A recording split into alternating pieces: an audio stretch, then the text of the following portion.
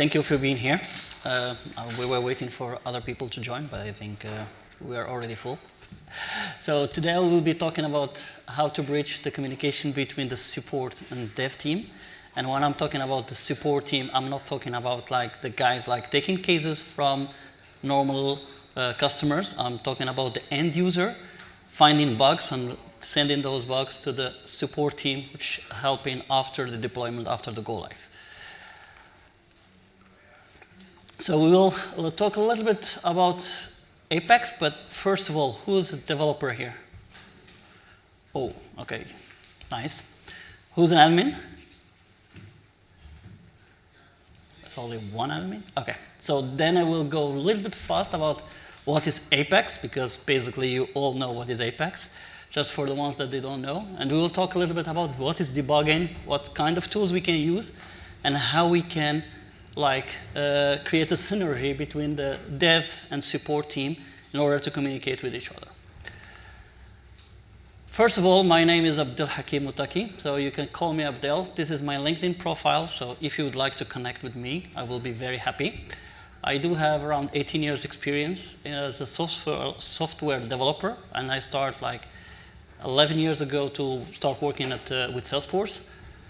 And I'm also the organizer of the North Africa Dreaming. If anyone would like to join, so please reach out to me. So then we can talk about that. And also leader of the Utrecht Architect Group in Holland. I did also initiate a small architect group. So basically we try to, on a monthly basis, try to bring a subject on the table and try to architect it together. There is no good solution. It's just the mindset of how we think and what are the steps that we have to follow in order to find the right solution. What kind of questions we need to ask to ourselves, and so on, so on, so on. All right, Apex. It's an oriented object language from Salesforce. It's similar to Java. Basically, you all use that one, and it's the reason why Salesforce has created that one is similar to Java, so all developers can easily switch to Salesforce without any issue. And it's a common language, basically. What is a debugger? Easy, it's a tool, right? It's a computer tool that we have. For example, in Chrome, we do have a debugger there we can use, but we also have multiple other debuggers. How many of you, the developers, use system.debug in Apex? Because the last time in my previous event, I asked how many didn't. Nobody raised his hand, so now I prefer to see hands. So I will always say, so how many of you try to look at the debug file and only see the size is too big, we cannot see that size of array a lot, right? It's not helpful at all. This should disappear. How many of you deploy this to production? Oh, come on, guys. Seriously? You don't take it out? We should talk to the guy who's approving your PR, guys. That guy should be fired. Right, so what is debugging? Of course, identify the errors. What other steps? Somebody can tell? We all know, of course, identifying this error is one of the steps to fix the problem. If you don't know the problem, you cannot fix the problem. What's the next step? Sorry? The location. Nice. So I think I will continue asking you, okay? Right? So what's the next step then? No. Resolution. We know the error, we know where it is, now we need to find the solution of that one. So this is what is debugging. But not only those 3 steps, because those are the only 3 steps that every developer is doing. Find the error, where is it, and fix it. But what is about impact analysis? Anyone can tell me what is impact analysis here?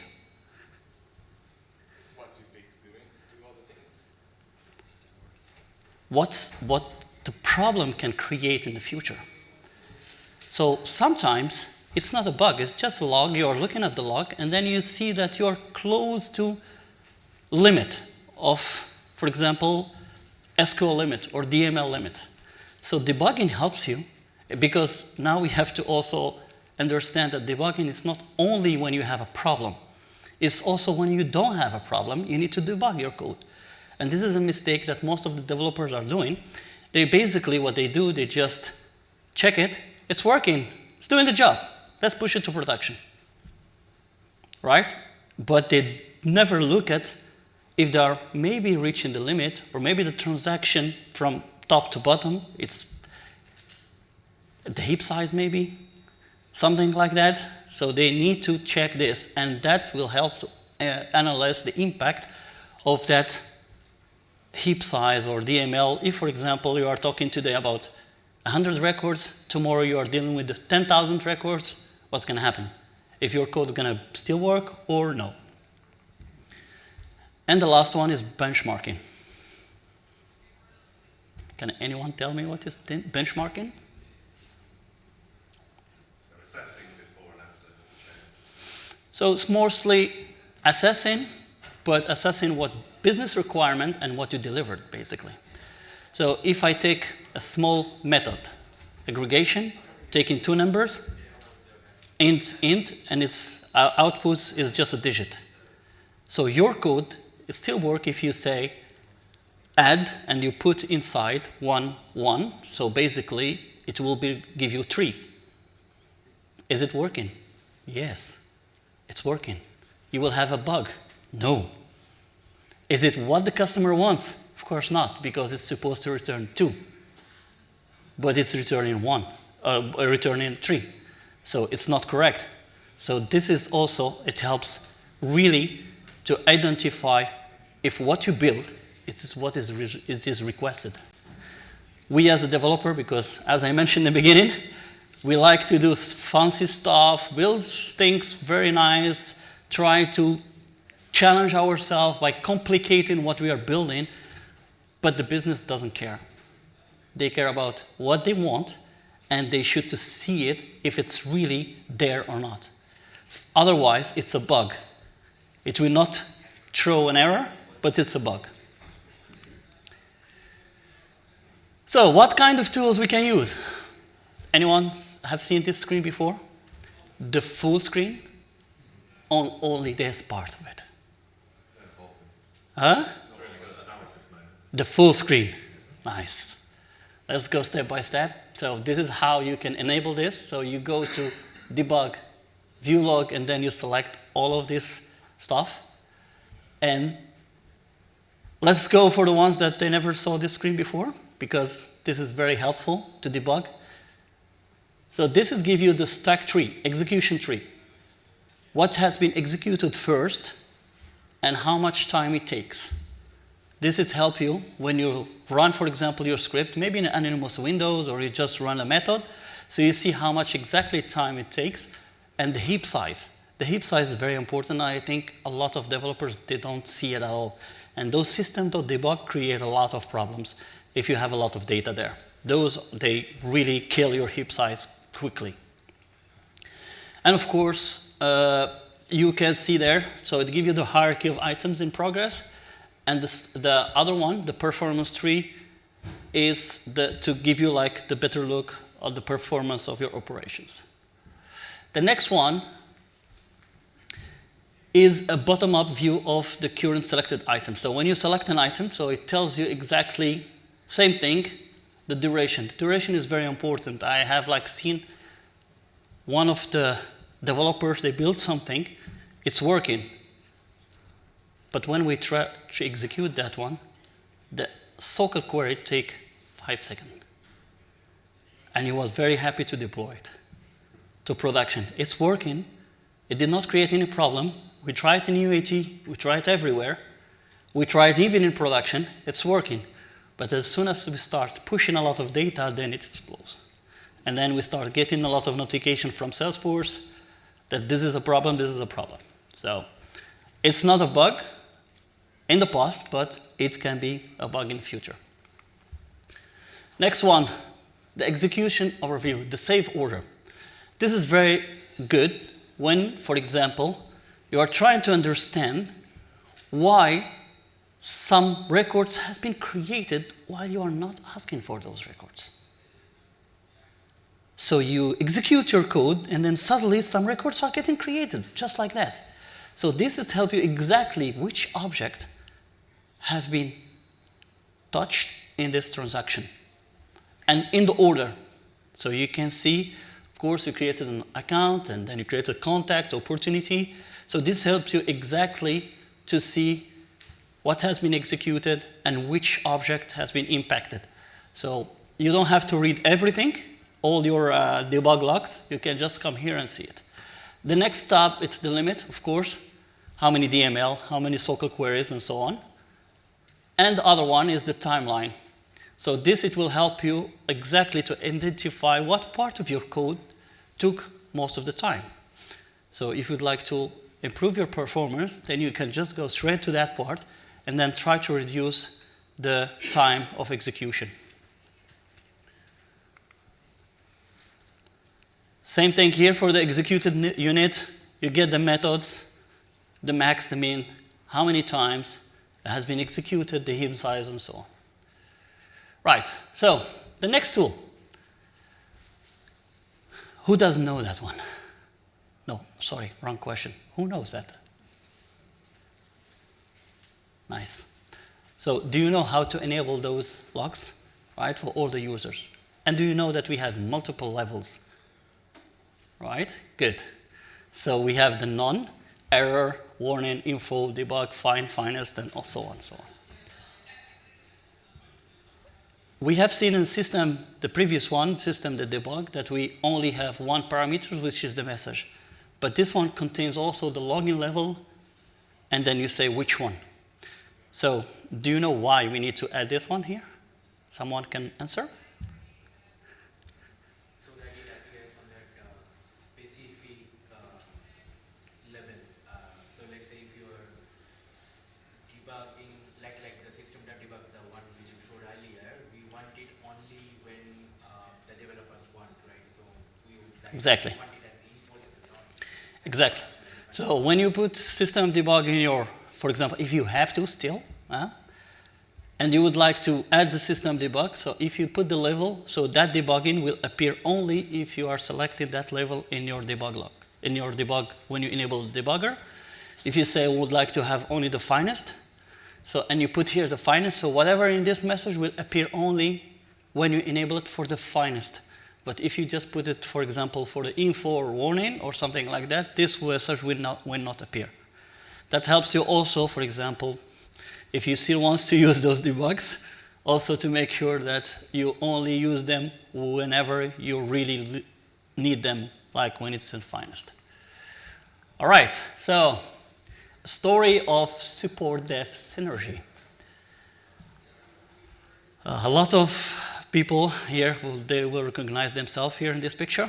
So we have Sarah, she's a dedicated supportee, and we have Mark. Mark is all of you developers, guys, so he's Mark. So whenever Sarah, so Mark is a developer, of course, and whenever Sarah, she has a problem, she just sent a message to Mark, app crash frequently. There is a problem, there is a bug. What can you do with that? Nothing. Nothing. What are you going to answer? It works for me. Right? Yeah, but the customer is complaining. The end user is complaining. What can we do with that? So there is no real communication between you, the developer, and Sarah.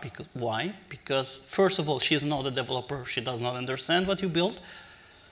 And Mark, he has no clue. Demo. How we can solve that?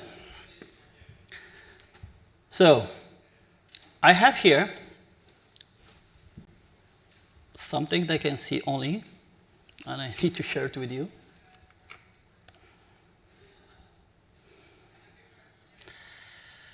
Stop. Here. So I have here a small demo. It's not a big thing, it's just to show you how we can improve the communication between us. So I'm gonna try to update a little bit the email of that contact, of course, and then when I click on save, I will get this error. So what this error is telling me, so there is a problem when I try to validate the email, and there is a problem there, null pointer exceptions, right? If I send you this picture as a developer, so what's the first thing you will do? You will just go to your code, try to reproduce this one, and maybe you will find the issue, maybe not, right? Why? Because you are using your own data. It's in your own sandbox, it's in your own data. You don't know what kind of data this user used at that moment, right? And then you will go to this line 16, column 1, and then you will find that line, but still, for you it's working. You're not able to produce that. What are we gonna do? So we'll enable the log. So I will just go here and enable the log for myself and try the same thing again.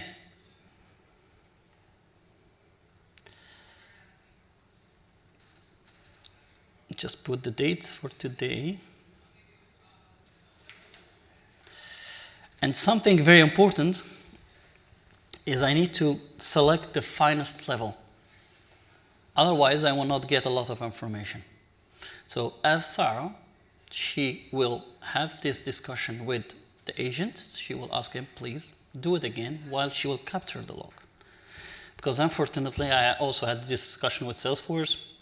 There is no way to really automatically enable those kind of logs and make them dynamic. So we can, of course, straight away get those logs without the manual intervention. But I hope that this will change in the future. So once I execute the same thing, I will just click on save again. So I will get the same error, but this time I captured the log.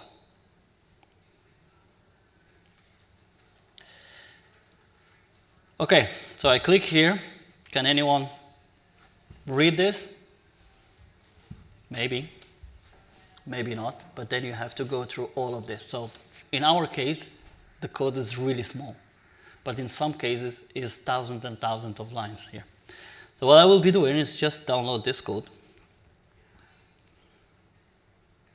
right? And I will open it with VS Code.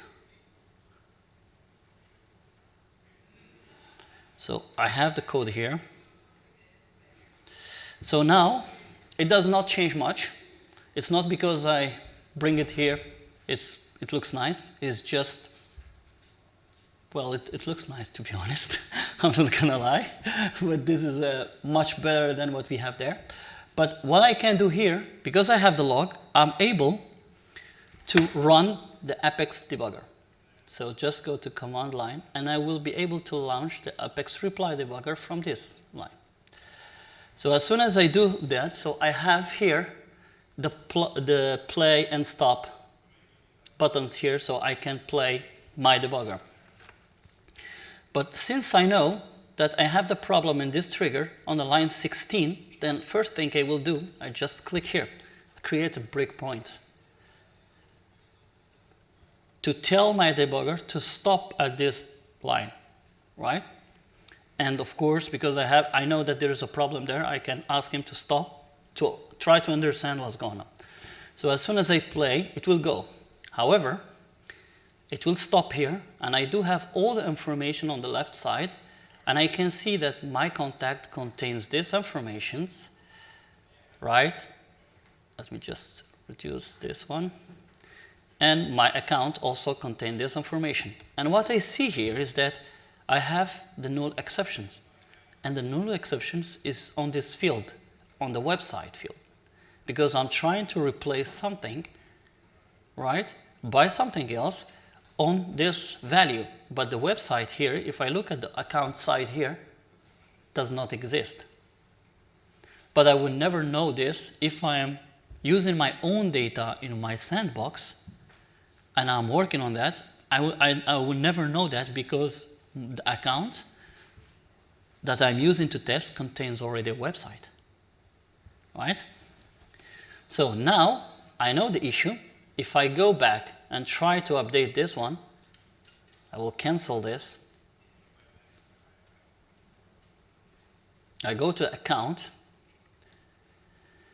and I change the website to demo.net and I save it. I do have a value here and I can just, this time, just click and save and it will work fine without any issue. But as a developer, now I know the issue. What I can do also is I can do a check here on the website already, or add, for example, the exclamation mark or something like that in order to check if it's a null or not. You notice that I have breakpoints here, but I can also create a breakpoint on the fly, right? So unfortunately, if I click now on this breakpoint, right, and I click on play, it will not go to the next breakpoint. Why? Because my debugger already stopped my log. It's already stopped at this line 16. It will not go further. But if I click on line 14 and I try to play it again, then I can go to line 14, and then after that, line 16. I can add as many breakpoints as I want on the fly. I don't have to do them before. So I can add them on the fly. There is something else called checkpoint. Do you know checkpoint, anyone? No? Yes? So there is a difference between breakpoint and checkpoint. Breakpoints, you don't have to deploy them